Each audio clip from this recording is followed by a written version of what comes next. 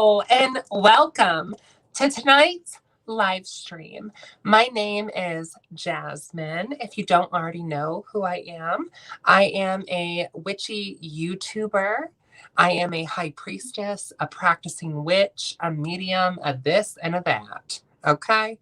I run a local metaphysical business. I teach classes. All of my links are down below. Tonight, we are talking about sin and infernal concepts.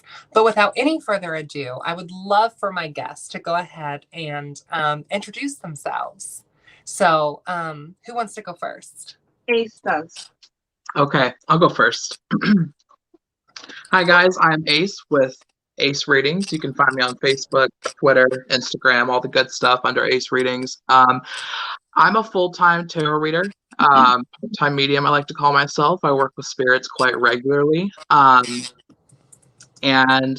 I am just here to gain as much knowledge as possible. I am actually one of Jasmine's students. I have taken her tarot and her palmistry courses, and she's an incredible teacher. But I've really kind of made it into my own thing, I've spun it into my own business and created some beautiful things out of it. So here we are discussing sin. Awesome. Thank you. Go ahead. Okay. Well, my name is Jen, the taxidermy witch, and I have a lot of aliases because I have a lot of different personas and personalities, but I'm always Jen, the taxidermy witch at the end of the day. So my gig, if you could call it that, would be animism, bones. Jazz calls it necromancy. I've not called it that yet. But really, like, taking something that nature just gives you because it's universal and you can grab from it, and then making that your life. Like, the universe gives you so much, and there's no reason not to share it with everybody. So I take things like taxidermy, bones, herbs. I forage them. I bless them in the moonlight. I kind of like make sure their spirits are cool, and pass them on to other people in my shop.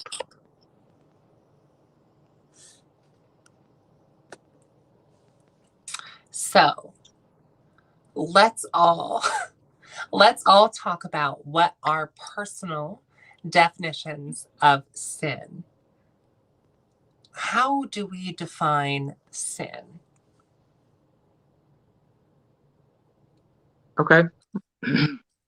So my personal philosophy is sometimes there can be too much of a good thing or a bad thing. We all take little bits of these. If we're going down from sin all the way to the not the stereotype, the story of like the 7 deadly sins, there's nothing wrong with having a good amount of it or just enough of it. Sometimes we delve a little too deep. When it gets deadly is when maybe it is too much. But we could all stand to use a little bit of sin in our lives, I think. It makes us human. It humbles us, keeps us grounded with the good, the bad, and the ugly. It's good balance.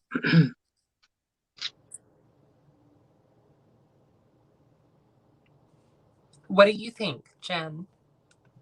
So, I see sin in 2 ways. When I was a child, growing up with like Christian and Catholicism in my life, kind of it being pried into my brain before my brain got to figure out what it was, right, on its own, intuitively. What is right to you? What is pardon, what is right to you? What is wrong to you? I feel like with certain organized religions, before you get a chance to figure it out on your own, you don't have a choice. So exploring that later on in my life with experience, with just testing the waters of life, as we all do, I feel like that comes naturally, and then you feel like well, especially like when a woman becomes lusty and she's not the Eve woman anymore and she becomes the Lilith woman and she's like embraces her stuff, right? Then you feel poorly about it, because society kind of puts you there. So I feel as this woman right now, so there's like 3 phases for me, right? Like organized religion, figuring out myself and where I'm at right now. This woman right now knows what we're going to talk about, which is that sin can be beneficial, and I will try and teach you guys why. Yeah. So the textbook definition of sin, per Webster's dictionary, because I think it's very important for us to talk about the academics of the words that we are using, the language that we are speaking. So the textbook Webster's dictionary is that sin is a noun, not a verb, not an adjective, but a noun. A noun means a person, place, or thing, which means, per Webster's dictionary, sin is not a verb, because a verb is something that you do. So it's a noun, it's who we are. So we sin as in person, place, and thing, not as in a descriptive or a verb as in like we do. So the definition is an immoral act considered to be a transgression against divine law. And my kind of thought on this is, if we're looking at an immoral act, in whose eyes is it immoral? Because I think morals are inherently very subjective. I think we're all, especially witches, we have our own moral compass that may not match the next person's. And transgression against divine law, I would like to ask the question, whose divine law is this? Because if we are walking in Abrahamic faith, we might have divine law from the Quran or the Bible or the Torah. But if we're not walking in Abrahamic faith, whose divine law judges sin? And I have to say this, but we talked for a good 20, 30 minutes before we realized that we weren't live. So everything we've talked about right now, we already talked about. So we've like kind of rehearsed it because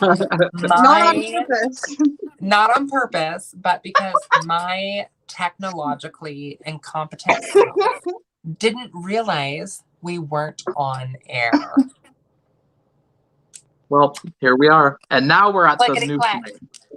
point. Clickety-clack. Okay, y'all, check out these nails, though. Cute. A little something. I'm obsessed with them. Oh, wow. Jazz, those are beautiful. Hand painted. Uh-huh. Uh-huh. You did them yourself? Oh, no, honey, I paid to get these done. Because I can't do stuff upside down. Like, that's my thing. I can't do anything upside down. If I want to do it, I have to flip it over. Okay. So, Jen, would you kind of like lead us in this discussion? Because originally you and I had talked about doing a live stream about, I think, the 7 deadly sins. So tell us about where we're going with this. Like, lead us through. Take us through these infernal blessings. Okay. So there are 7 deadly sins, and I will just list them off to you. I'm going to list the 7, and then I'm going to go back and tell you what they each kind of mean by the definition via the internet or Wikipedia, okay? Which can be different for every person, and you should really look into that. But so the 7 sins are lust, envy, wrath, pride, sloth, gluttony, and greed. So within lust, since we're on a timed live stream and Jazz keeps ours to an hour, we're not going to go too far without you thinking about it. But just for a minute in your head, think about what that means to you before I speak out what this definition is, because that's a big part of the feeling. What does it mean to you? So lust is wanting to, sleep around or, be free with your sexuality with humans. It doesn't have anything to do based on marriage. It's just wanting that. Okay. So envy is when you look at someone and you want what they have. Okay. So you look at their beauty or you admire something about them. There's nothing wrong with adoration. Adoration is beautiful in my opinion, and I'll tell you why later. Wrath is getting very angry, being upset. And this is probably one of the most recent sins that I've chosen to embrace, breaking out into my own new Phoenix self. And that's a beautiful thing when you let it go. Pride would be like being snobby or snobbish or boastful. And then I put a note here, but I'll say that later. So sloth. So pride, like how many times in today's society do we say, I'm proud of myself? That's fine to say, but it is a sin. So to be proud of yourself is a sin. You should be humble. You should be cordial, Okay, so sloth, like the animal that's really slow, is the laziness. Okay, so enjoying sleeping and laying in bed. If you work with the deity Bast or Bastet, like it's kind of like right there, like not that she's slothy, but she loves just like being adored and laying around. And so anyway, gluttony is when you overdo something. Now, in cinema, we're only shown gluttony as overeating. But where's the addiction? Addiction falls into gluttony. Over drinking, over using drugs, over using anything is being gluttonous of it. And then the last one is greed. And so that's being, I guess, selfish or wanting money or abundance or wealth, and who doesn't want that? So I'm going to leave it there and let Jazz kind of take over, but that's kind of the introduction to the sins and kind of their basic meanings.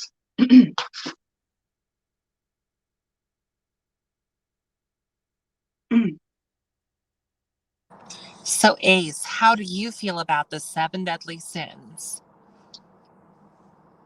How do I feel about them? So, like, what do they mean to you personally? How do you perceive them? Okay, so my perception is actually, so here's what I'm going to talk about, that kids show. We kind of mentioned that before, but there's a popular children's show that essentially was not meant to be for like a kids network. It was going to be on an adult program. And how much of that is like a conspiracy theory or, but there's signs that point to each sin representing each character. And the show is SpongeBob SquarePants. So I know, right? So no, that's awesome. I just think it's so odd because it's it's been on for over 20 years now, and it's been such like a staple, and like I grew up on it, like I was obsessed with it and everything. And here's what they are. So we have envy, which represents Plankton because he's always trying to get that Krabby Patty formula. We have Mr. Krabs, who is greed because he's obsessed with making money and nothing else really like encourages him. He's very money obsessed. Pride is Sandy. They kind of go into their stereotypical tropes as characters as you go on in the show, but in the very beginning of the show you can kind of see it.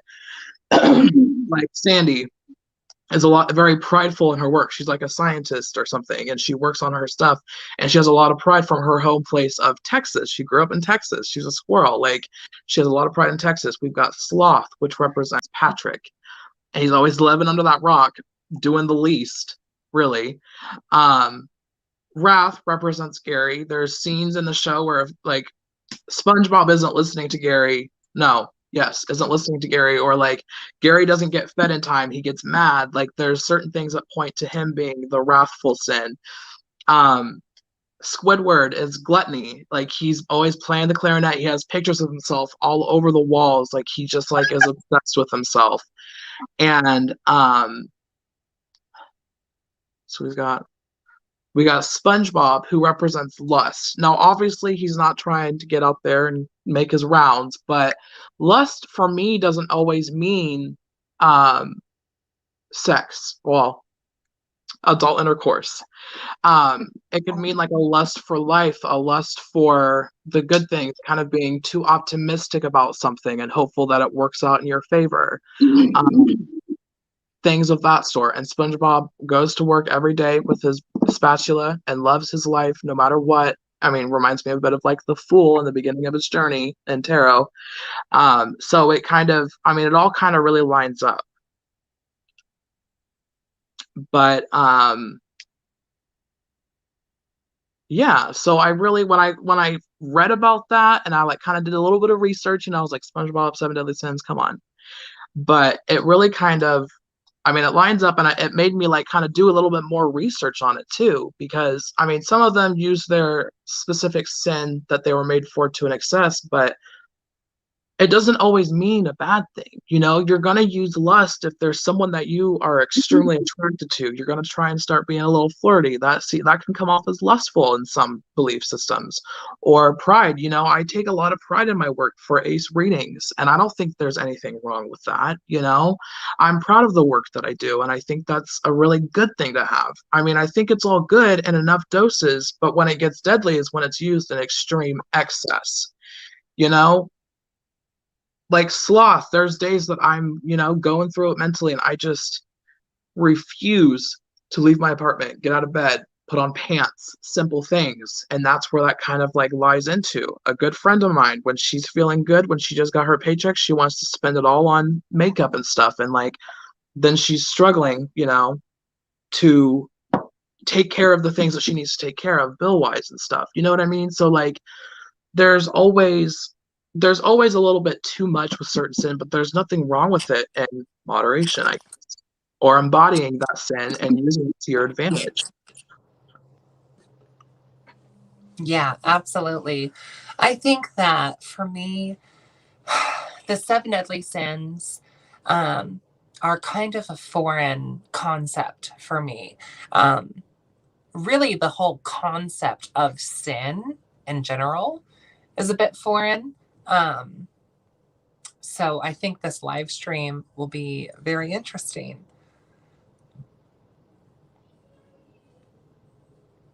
Go ahead. Yeah. Okay.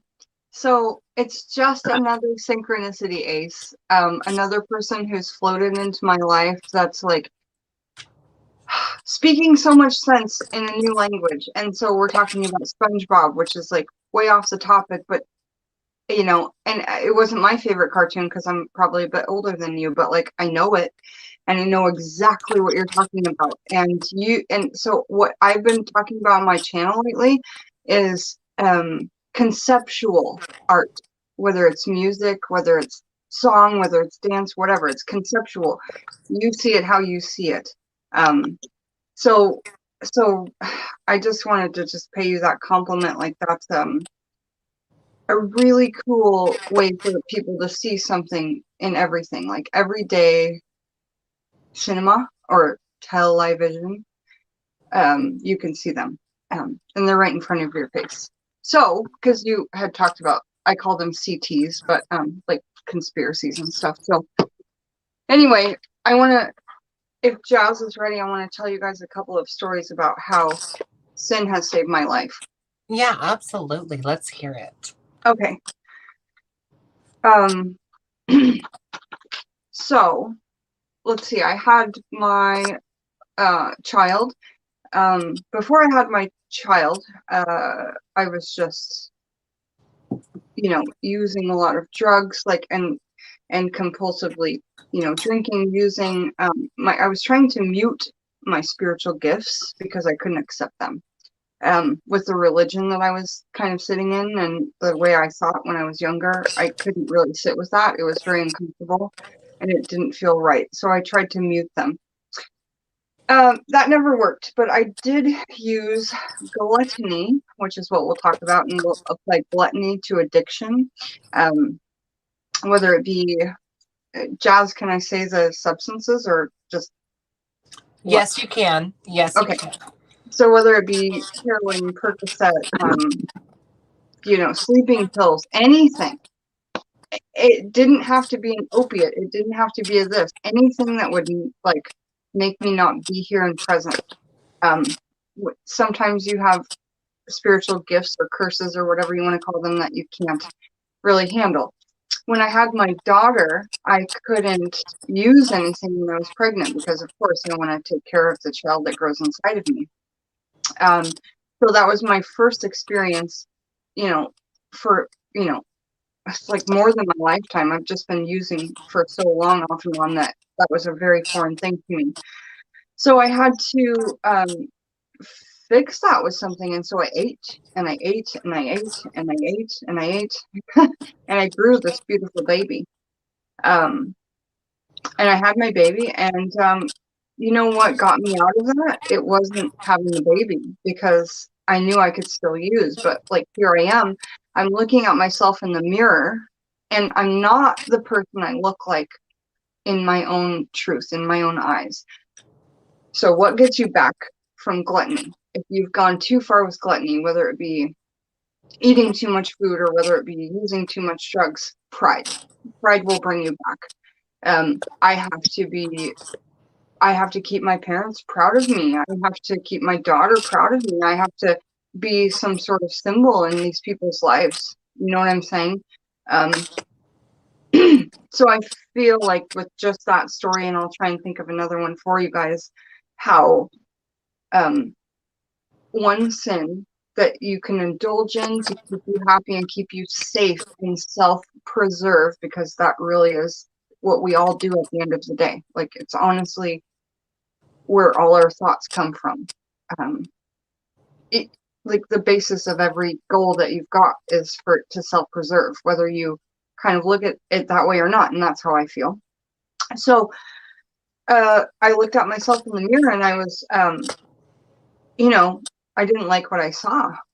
So pride came in and kicked my ass, and we got into some like raw foods diet or whatever, and that was another compulsion. So I'm just kind of like through my life full of compulsions, like this passion, this passion, this passion.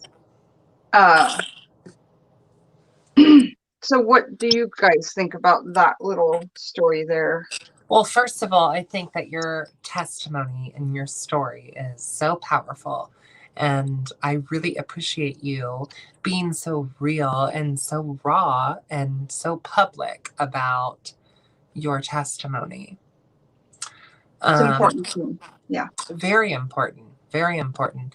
I think that for me, because sin is kind of foreign to me, when we're talking about these 7 deadlies, like gluttony, right? Like, how do I define gluttony on a personal level? Gluttony to me is taking more than you need. Gluttony to me is kind of like the idea that we should build a bigger table, not a bigger wall, right? So being gluttonous is having too much of what you do not need. Lust, to me personally, my own perspective, lust is having a desire for something that you can never have. Greed, to me, is the desire to always have more and more and more and more. Wrath is the desire to bring physical harm onto something or someone or someplace. Sloth is the desire to not desire, if you will. Envy is the desire of what maybe someone else possesses or looks like. I don't particularly feel like these sins are inherently negative at all. I think that a well rounded individual should have some of all of these seven deadly sins. Kind of like what you guys were saying, like pride is a good thing. I think it's good to be prideful about yourself, about your family, about your lineage, about your work, about what you do. I think that's very good to be proud. Um, for me, I think where it becomes toxic is where we exit pridefulness and enter blatant narcissism. That's where Arrogance. it gets toxic. But being prideful, like loving who you are, loving the skin that you are in, is not haram, is not a sin. Envy, I think envy is a very good thing. Because it can kind of motivate you to manifest more in your life. If you see someone who's driving a car or working a job or has this money or this marriage or this career or this family or whatever, I think envy can motivate us to do better for ourselves and thus for to manifest more in our lives, just like pride. Wrath, I think, is probably the most sacred to me, wrath, out of the seven deadlies. I think wrath is the most primal of sins. And I know that I have various viewers who watch the channel, but I think wrath for me would be the sin that I personally identify most with. And wrath being this unbridled hate, this untamed rage. I think that so often, especially in the occult, we are told to not be angry or not have negative emotions. And I think that when you are experiencing wrath, because we all do, of course, like we're human beings, we all experience feelings. That is when you are most likely to really do some baneful work. It is when you are at your most high. It is when your blood pressure is on level 10. It is when you channel that primal animalistic feeling, right? Like, kind of like we talked about, like what is normal for the spider is chaos for the fly. I very much identify with wrath because I think of myself as a lioness, right?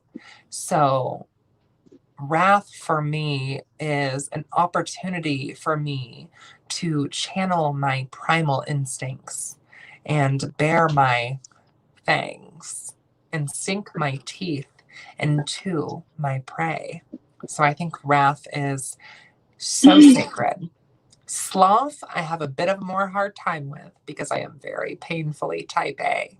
I'm always a girl on the go. So, sloth for me is the inability to, it's executive dysfunction. It's the unableness to get up and get out and put yourself together.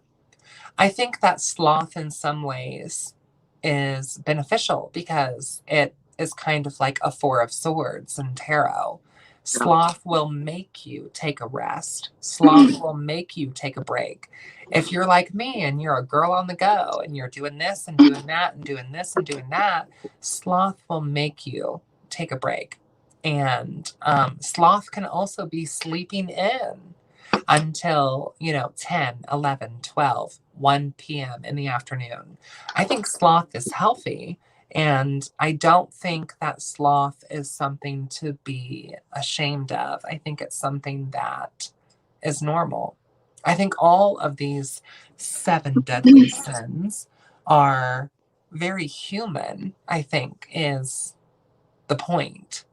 Hmm. We overdo so much, and sometimes you need that self-healing. You need to lay in bed. You need to rejuvenate. So you only feel bad about that because that's what's there, like, I hate that word, but programmed into you. You shouldn't ever feel shit about laying in bed. Yeah. Like, get your rejuvenation, cry it out if you need to, but I think Jasmine and I know that crying is a little bit below us at this point. Wrath is much more of a better energy to fight with, and keeps us safe, doesn't it, as women?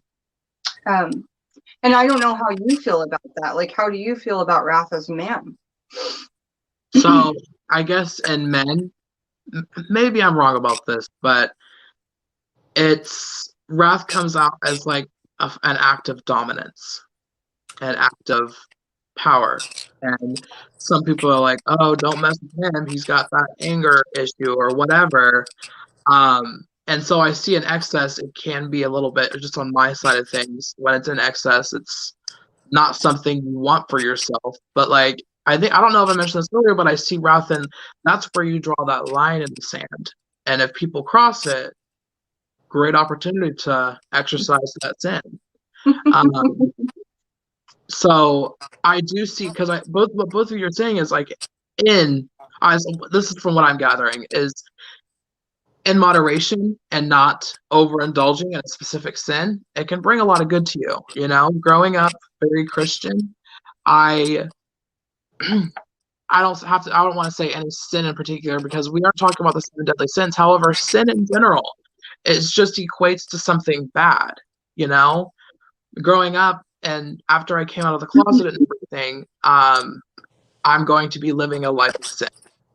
So I don't, growing up and thinking I could never have like a normal family or anything, because that's what the opposite of sin was to me, is having a normal life. I didn't realize, with me and my fiance, we lived together for 3 years, had a house together. We had 3 dogs. We did the thing. We went and did our job. We came home. We cuddled. We watched TV. We were a normal functioning couple.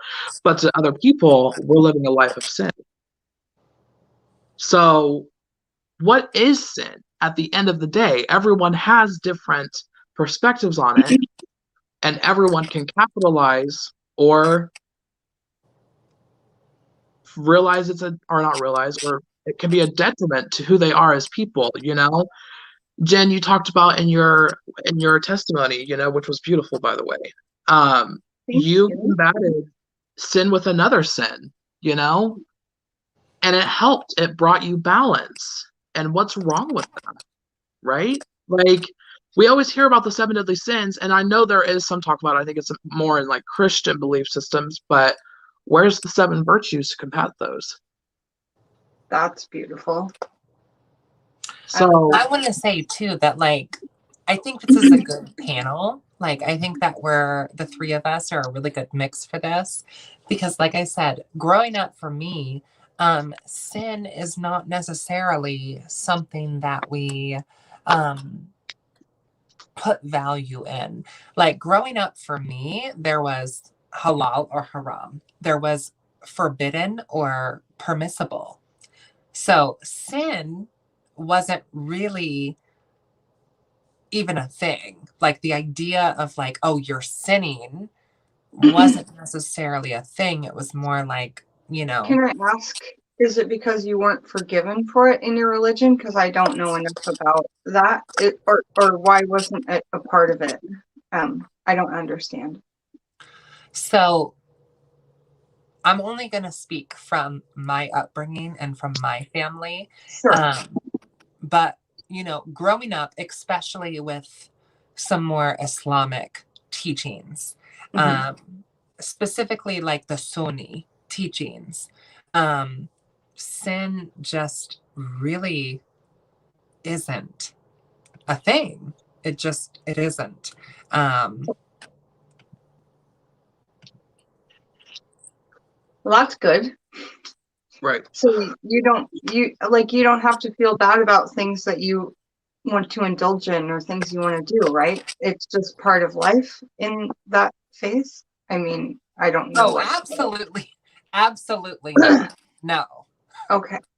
No. So, like, you have certain rules. And I'm not saying this is what I believe now, of course.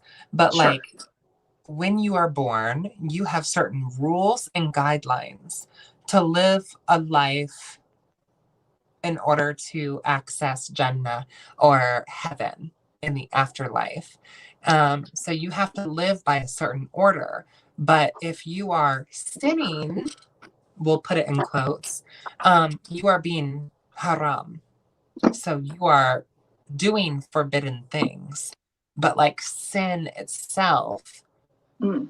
really isn't necessarily a factor, if that makes sense. I want to talk about one other like thing I just thought of. I could tell you how you could heal yourself from one sin to another. Yeah. Is that okay? Yeah, talk about it. So let's say you're in bed and you're depressed about whatever, your job, your family passed away. Think of anything that you would lay in bed and be sad about, okay? So that's sloth, laying in bed too long, not doing anything. Okay, why should we why should we feel bad about processing in our own way and relaxing? So that's number one for me, is like, why should you feel bad about that? Because it's painted to you like if you do that, it's lazy and you're a loser, and there's all these like things that could happen. Okay, so let's say you lay in bed long enough. Like, I don't know, what would get you out of bed personally if you were in that kind of state, either of you? Because I can tell you what could get me out of bed.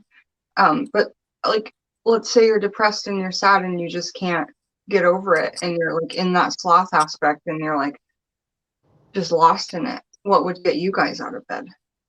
Honestly, what I do is I go get like a haircut, or I get my nails done, or Right. I do something to make myself feel better about myself. Just a little something to make me feel on top of it. Yeah, or a glam up for a girl or whatever, like changing your hair, getting a new tattoo, whatever. So what about you, Jazz? I think that the first thing that gets me out of bed would be pride. Or pride and lust, maybe. I think lust would be first, especially, with my husband and I sharing a bed together. Mm.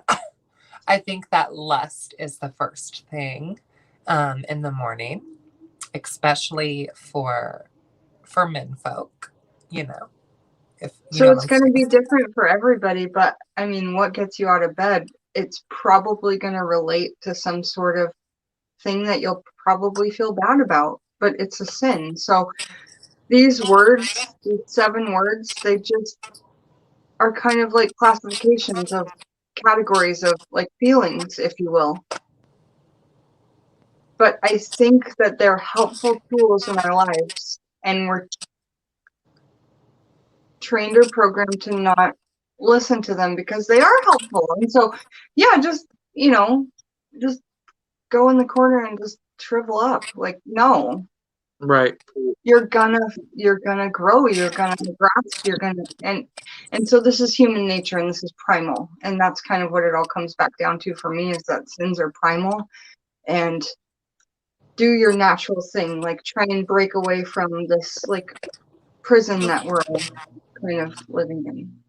And in my belief system, it's very, it is very interesting that you say that, because the things that they want you to do and the way they want you to believe is not human nature. It's like It they're never trying makes to. sense right here. Yeah, it's just Well, always and what I wanted to say too, talking about what we talked about earlier per Islam, is yeah, sin in itself, like the idea of sin is, I feel like a little bit more westernized. So like we have halal or we have haram. halal meaning like what is permissible or what is allowed, and haram or haram meaning what is forbidden. And then you also have like the in between.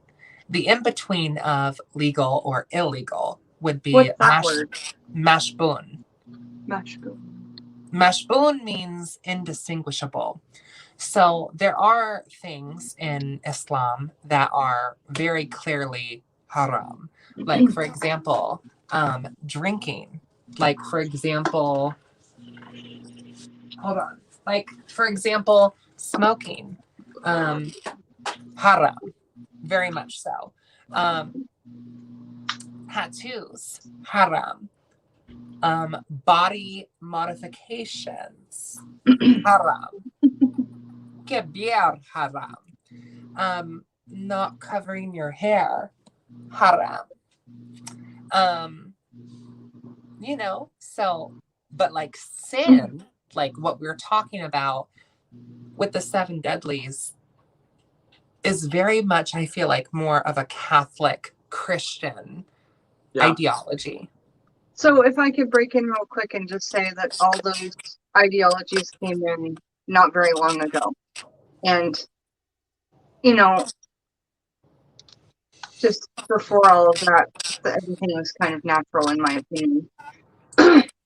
I don't know enough about the religion that you speak about. I want to learn more about it, but I've been studying religions since I was a little kid, trying to figure out where I need to go. And all my tattoos on my body tell a different story about religion and where I've been. But I think the whole screaming out thing is like, it's right here. You're not seeing it. You're not seeing it. So for me, it's here. It's right inside of you. Like, you're your power. Yeah. There's nothing else to really search for. And when you love yourself, like, it sounds so cliche and so like, rose quartz or whatever, Jazz. But honestly, it's putting a rose quartz up that root chakra. Right. Rose quartz up the root. So, but it's like a cliche to say that, but honestly, that really does help. And when you let go of reservations, you can accept all these things, and they don't feel like sin anymore. They don't feel like, and what you get in media and cinema doesn't feel like, it just feels like a laugh. You know, everything kind of makes sense once you do this Kundalini, like, chakra work, self-acceptance. That's what's helped me embrace all of this stuff and look back on my life and go, yeah, that helped me. I shouldn't feel shit about it. Yeah. Yeah. I think that for me, as a witch, I think that the concept of these seven deadly sins would be actually quite sacred. And one of the things that kind of come to mind would be, do as thou wilt, for thy will be the whole of the law. Talking about LHP, Satanism, Luciferianism, I think that your envy, your wrath, your greed, your gluttony, and vanity, isn't that also a sin? Well, it's not on the list, but I mean, I think we talk about it a lot, maybe in the Bible, but it's not on the list because I said all of them. We did 7, right, guys? Yeah. So is vanity not one of the 7 deadlies? So greed, gluttony, sloth, pride, wrath, envy, lust. I think vanity could go under the category between both gluttony and pride. Yeah. I think well, it kind of nonetheless, sure. I think that vanity is a good thing, right? Like, to be prideful about yourself and to take care of yourself. You know, I think especially last year in 2020, when much of our nation was shut down, we weren't working, we weren't going anywhere.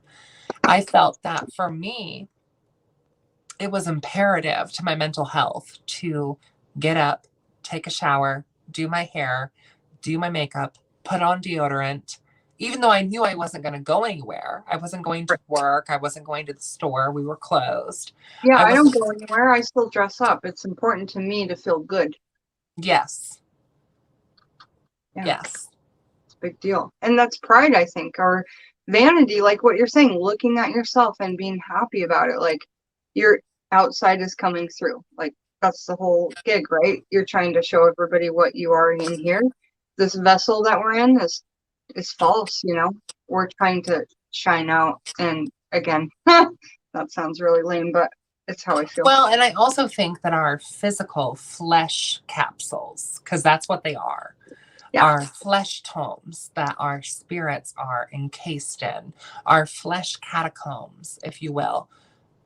I think that our spirit, our soul, likes to try to express itself through our flesh. I think that's why we have, things like tattoos or body modifications or colored hair or piercings or whatever, because I think that self-expression is such an important aspect of self-love. And I think that in many of the Abrahamic texts, like the Torah, the Quran, the Bible, it very much speaks against individuality. It very much speaks against power, personal power. It very much speaks against this whole aspect of owning your flesh prison that our souls are encased in. And I think that's the beautiful thing about LHP, the left hand path, is that we can reclaim our flesh as our own. And, there's that quote that like, my body is a temple. And like, there's this notion that like, well, if your body's a temple, why would you eat fast food and smoke cigarettes or do drugs or drink alcohol or have promiscuous sex or unprotected adult interactions, let me say. Yeah. But I think I got to be careful because YouTube's already given me one strike already. You did. But I think that it is up to our own individual souls to deem what is worthy for our temples. I think that is the trick right there. It is up to our souls that are encased in our flesh tomb to decide what is worthy for our temples. So, what is worthy for you and your temple may be different than mine. Maybe my temple needs to be adorned with piercings and silver and gold and hair dye and henna and adult interactions and body modifications. And maybe your temple needs to be more organic. And that's okay because your temple is different than mine. My temple cries out in the night for blasphemous interactions. My temple cries out for pain and pleasure. And that's my business because that's my temple. Mm-hmm. Yeah, Period. I agree. At the end of the day, like this is just what it narrows down to. At the end of the day, just do what makes you happy. And don't worry about what other people are doing. Like it's not gonna do you any good if you're gonna be like, oh, she got McDonald's yesterday. Oh, I saw her smoking a cigarette. Is it affecting you directly? Is it hurting your day to day? No? Well, then mind your own gosh darn business. That's perfect. Gosh darn. Gosh darn it. That's So for my gosh darn it. Yeah, for sure. I mean, I think once we decide to become individuals and not conform, then we're on a good path. And if you can feel good about that and be happy, like really within yourself, then keep going. And a big message I've gotten lately, both from Lilith and my higher self, that I just want to share with you two and then whoever's watching is we do so much protection magic in love and light. It's a waste of time. I'm sorry. I'm just going to say it for what it is. It's a waste of time. I think it's good to set up protection, but I've set up so much protection around myself, and still with having a YouTube channel, I can't protect myself. The only way I can do that is with breath. So here we are, and we're waving our left hand and we're saying flip off or whatever. Well, and you know, too, they say the best defense is a good offense. Okay. Yeah. Yes! Yes, I love that. And I'm a very big, as a witch, and I kind of preach this, and I use that word preach very loosely, but I very much believe, and I kind of like instill in my coven kids that hex work, baneful magic, black magic, if you will, you know, why not lay traps down? Not necessarily hex individual people, but we can and we do. But, you know, come the first of every year, come the first of every season, I think that it's good to lay your traps. And by that, I mean, do your good curse work, do your good hex work. Call the quarters, north, south, east, west. Anyone who works or speaks or acts against you in the physical, the digital, or the astral. Curse them by the power of the four elements. So earth, their health and wealth, fire, their sensuality and air, their mind, their third eye, their throat, water, their heart, their emotions, their relationships. Like, may all of their relationships crumble. May their mind crumble. May they experience mental health conundrums. May their words break their tongue, and may they always choke on them. North, south, east, west. And then you call upon physical signs or signals that the curse has hit the target, because you're not casting this upon an individual. You're casting this and seeing who's working against you. It's kind of like the Egyptian Kemetic booby trap. You entered into my temple. You crossed my threshold. You went into my domain. And now I will devour you from the inside out. I will liquidate your organs, and I will suck you through a straw. That's very much how this hex works. So you also think of a physical sign for all four elements. So for earth, maybe they lose their job, or maybe they become physically ill. For air, maybe they lose their mind. Maybe they lose their tongue. They start speaking irrationally. For water, their relationships, marriages, and friendships are failing. For fire, they're not having very good. Okay. Yeah.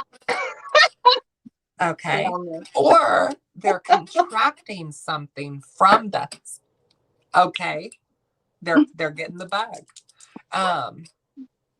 But yes, I think that baneful work, especially like for those of you just now tuning in, baneful work is a big thing on my channel, and bringing more awareness around hexology, I'll call it, curseology, learning how to curse, learning how to channel your sacred wrath, I think is so important.